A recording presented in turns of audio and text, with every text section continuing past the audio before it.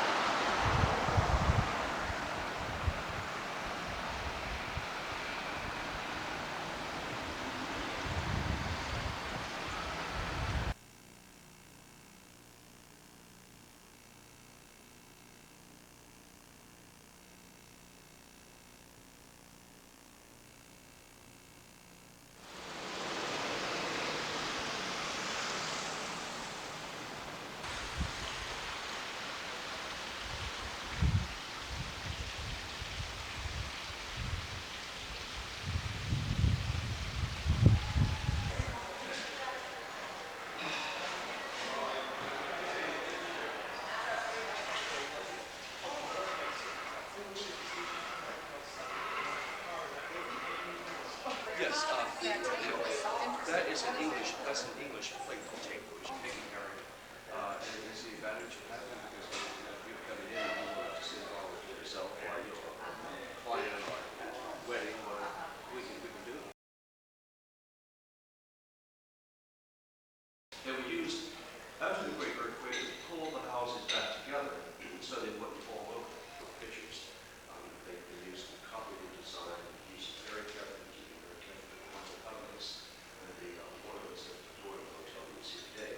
The only original part of the hotel that was saved is some of the marble which is used in the elevators, which is a special design for the present hotel. Antiques, more antiques, I should say. I'm not individually, or maybe 2 or 3 of you go one way and some of you another. That's fine, we can arrange anything. But I would suggest to you, because you don't have time to do every day, I suggest you do every day. Take a carriage tour. It's a 45-minute tour.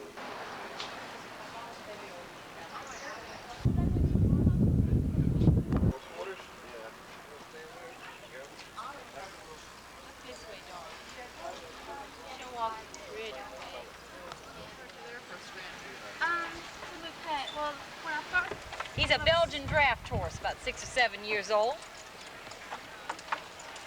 He's still going strong yet. You wait till you see him this afternoon. One Saturday was real busy. The boss got a gallon of strawberry ice cream and passed it around among the horses. They just loved it. Bud had one from one end to the other, strawberry ice cream. I'm Steffi. Doesn't really matter that I'm a Yankee spy, because this is the Robert E. Lee you're riding on. Y'all already been looking out in the market. Didn't buy everything yet, I see. Still a few things in there. I'll tell those last. So nobody throws a basket at me, I'll give you my other suggestion. Come on, let's go.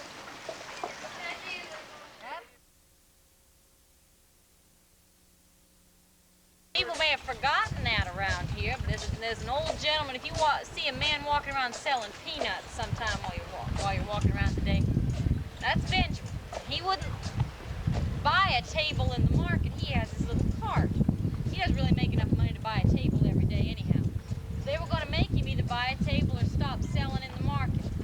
So people got real upset, poor Ben. And one day the Pinckney family, somebody from the Pinckney family wrote to the newspaper and they said, well, we wanted this to be a free market. You either let him sell or we'll take the land back. Y'all like seafood? Go over here and say, aw, shucks, in that oyster bar. See what you get. You can see as we come up on this building with turquoise shutters here, they just drew lines on their stucco. Make it look like it's made out of cement block or something.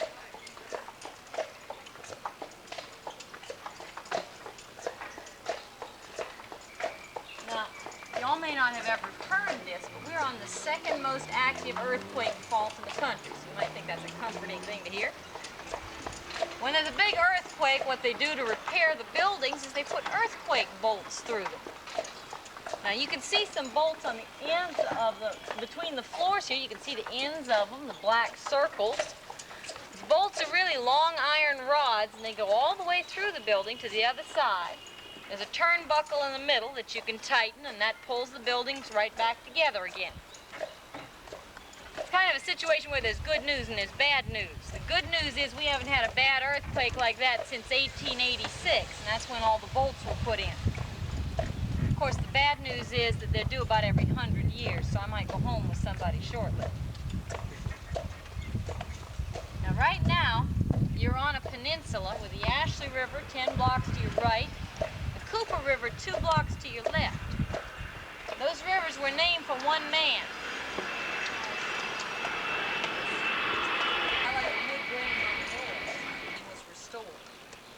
Another kind of marker you can look for is a white wooden plaque, like the one on the brick post that says who lived there and when it was built, things like that. If you're on East Bay Street, you see one that starts out Colonel Thomas Alexander. Just go on and read the fine print. Where you see the blue shutters peeking out there, that's one of the few places in Charleston where they know that slaves were sold, so that's an Afro-American. To be such a center for Southern trade that they called it the Wall Street of the South. And even today, it's the administrative center of this city. The bankers and lawyers' offices are, and the courthouse and city hall are a couple blocks down. Let's peek, bud. All right, come on.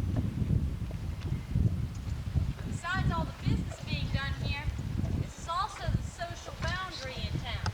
Because all the really elite live down that way toward the end of the peninsula. Now that direction is south, so we call the area south of Broad. We're jealous of all those rich people down there, though. They get called SOBs, and there's not a thing they can do about it because it just means south of Broad. This building straight in front of us is the old Exchange Building. It's the last building built here by the British. The Daughters of the American Revolution fixed it up. They put a museum in there. They show a film, Dear Charleston, where native Charlestonians talk about the city.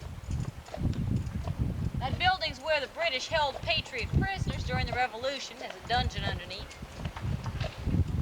That's also where the Patriots kept something. You see, we had a tea party just like in Boston. But instead of throwing all that tea into the water, they kept it in the Exchange Building. Later on, sold it for a whole lot of money to help the Patriot cause. So I think that was pretty smart. I kind of don't think it's Pepto-Bismol pink, but that's okay. They have private courtyards and gardens and all. And they also used to have an outside set of stairs, which was the only way of getting up to their homes, because they didn't want any stairs that would go through the business part of the house. They were afraid that way that their business lives would always intrude on their private lives, so none of them put a set of stairs up through the shop. The problem was that when they took the stones out and put some pipes underneath, they could not get them back in without pouring cement all around them. Nowadays, in other places, they've done a lot better job of restoring cobblestones, because they found out that you have to take a picture of the street and number each stone before you take anything out of the ground.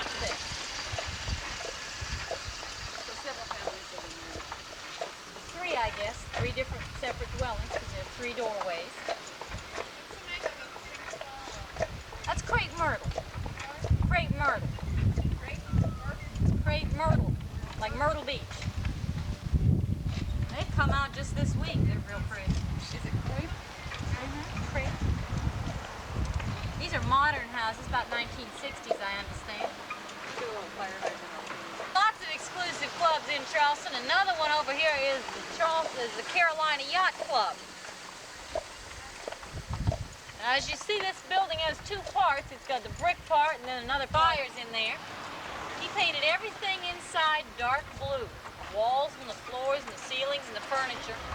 Because that makes even slightly yellow cotton look pure white. Way to Cumberland Street. Keep out the Indians and the Spanish. The reason they didn't build it in this direction because all this land used to be salt marsh and creeks when they first built that wall. The land was filled in at different times later in Charleston's history.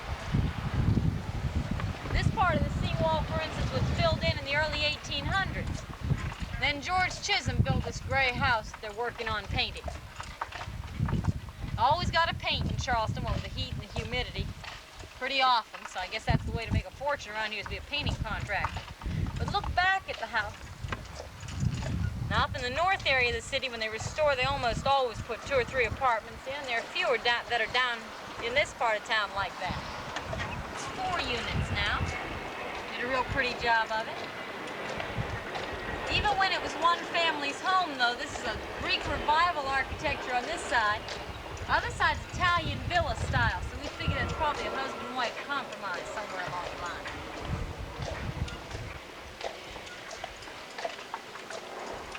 Take a look straight out into the harbor and you can see Fort Sumter. It looks like a 1-layered cake with a candle sticking out of it. That's where the Yankee troops were. They found phosphates on their plantation. Property values here. Now, when I see, you'll see a couple for sale signs, and they keep it deep, dark conversation where a gentleman was saying, you know, I could have bought a house down there for $100. There is a mark on the wall in the Edmonston-Alston house that shows where there's 5 feet of water in the main floor for 2 weeks one time. This brick house is pretty. Now, you see the lion's heads? They're another ending for the earthquake bolts. Very fancy. Also see rope molding carved around the doorway. That's because Mr. Roper built this house. But it's also because he was a wealthy merchant. That's what the rope symbolized. He spent a good bit of his money putting big columns on the front. Usually you don't see things that big on a private home, more like a church or a bank or something. He wanted everybody to see his house first as you came in from the harbor. I think it probably worked because you could see those 4 miles out on a clear day, and that's farther than Fort Sumter.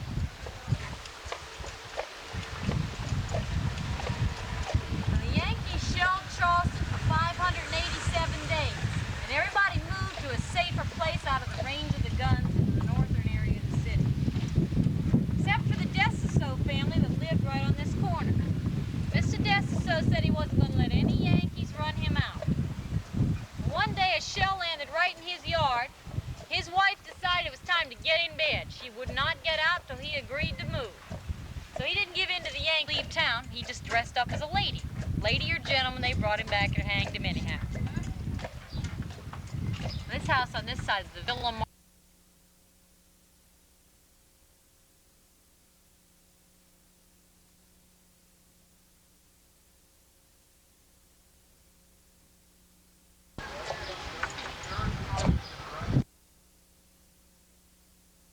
Besides, I know a romantic story about it.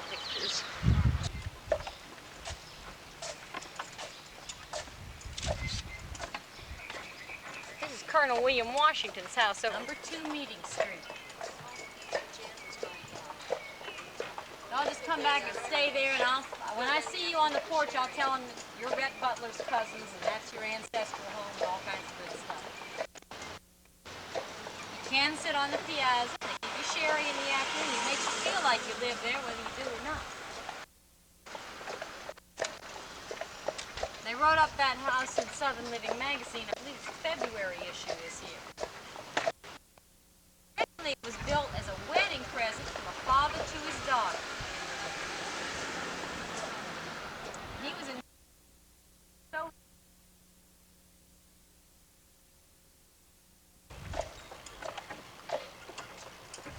I showed you a house where they compromised. Here's what happens when they don't. See, underneath the yellow wood on this house.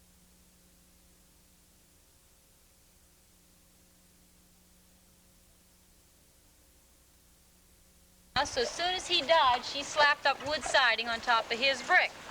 She thought that was the last word. It turns out 200 years later, his brick still sweats all over her wood, and every coat of paint peels right off the house. Now, these staircases are called welcoming arms stairways. They're a symbol of hospitality in Charleston. To me, they also symbolize how much things have changed. There used to be a lady. That way he couldn't possibly see her ankles. I mean, if he saw her ankles, she'd have to leave town. It would ruin her reputation. She'd have to go back to east. There's room for everybody.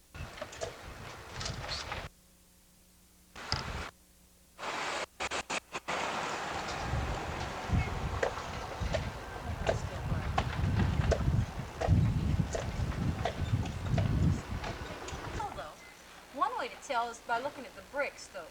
This is a much older building over here with the black shutters. And the bricks go short and long and short and long and short and long. The bricks on the new one all go the long way. So that kind of gives it away, but you don't know that unless you're looking for it. There are lots of beautiful gardens here, but you kind of have to peek around gates and all to see them because Charleston... Supposedly that's for privacy, too. It doesn't look very private to you, though. I'll try another explanation on it. The tour guide told my daddy that pirates break in through this door, you ambush them on the porch, and they never make it into the house. Sounds less likely to me all the time. This is an old cemetery because when we get up to the church, you'll see a date on the plaque of it that says 1731. And that's when 12 Scottish families got together to form the first Scots Presbyterian Church, House.